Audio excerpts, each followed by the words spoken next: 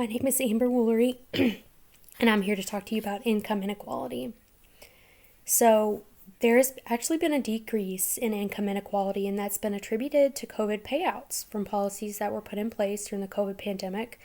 But since that time, those payments have expired.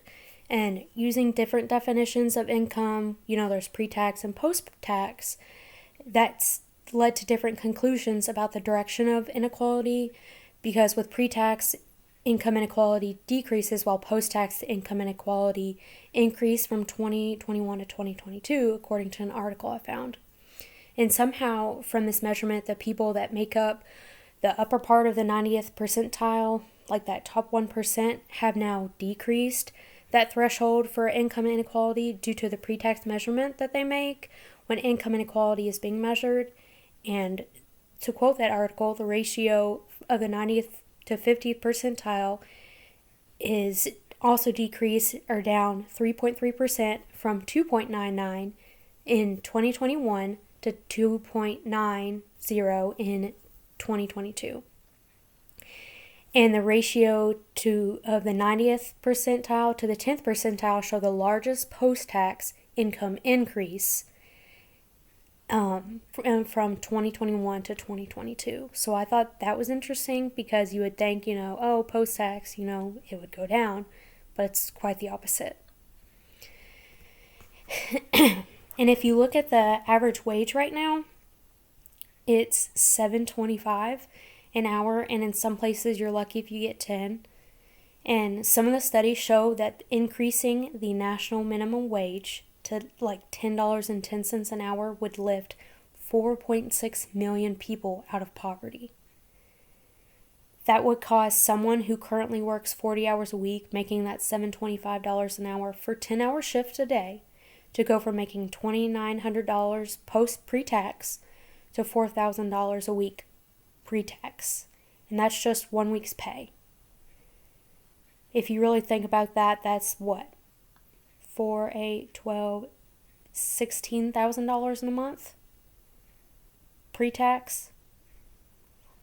Yeah, $16,000 in a month pre-tax.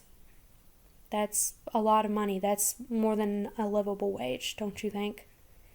In 2020, almost 18 million people in America lived in those conditions, lived in poverty, deep poverty.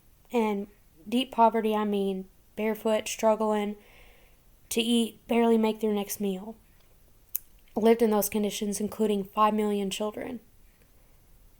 And the ideologies that I decided to attribute to, income inequality were upward mobility and individualism. And when it comes to upward mobility, the ideology has to do with upward mobility within society. That means climbing the socioeconomic ladder or climbing the social class ladder. And there's a lack of equal pay between genders, and then there's oppression among minority groups, and this can hinder the income inequality turning to income equality when those factors exist to hinder the fairness in the future. Like, you can have 3 different people go into a job with all the same qualifications, but if they look different or anything like that, then it's just, that unfairness factor. And then the other historical ideology of individualism began in the 17th centuries, where individual freedom is emphasized over the collective good, leading to social problems such as poverty and discrimination. And that's where every man for himself mentality, and we don't think about the little guy over the sick and needy.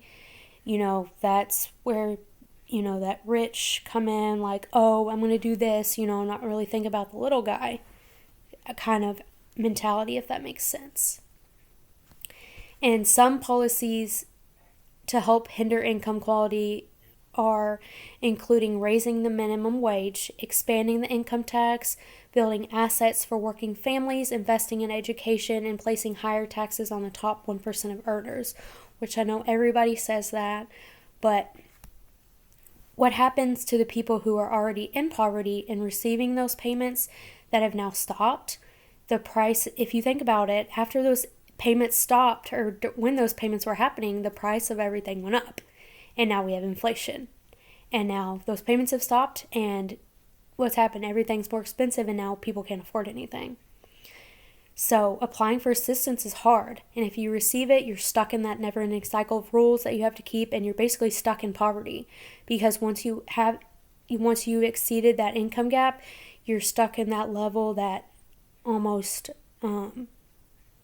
limbo of where you're poverty and you're struggling to meet that middle class level. And with the earned income tax credit, it's helpful, when you're boosted in taxes, but it can only last so long.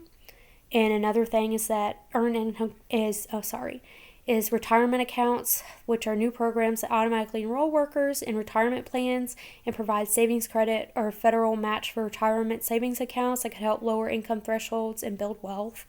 And that should be an automatic thing anytime anybody works full-time anywhere. And I think it should be offered to part-time employees, because it just helps everybody. So those are, all the policies that I think should be put into place to help people and eliminate that income inequality gap.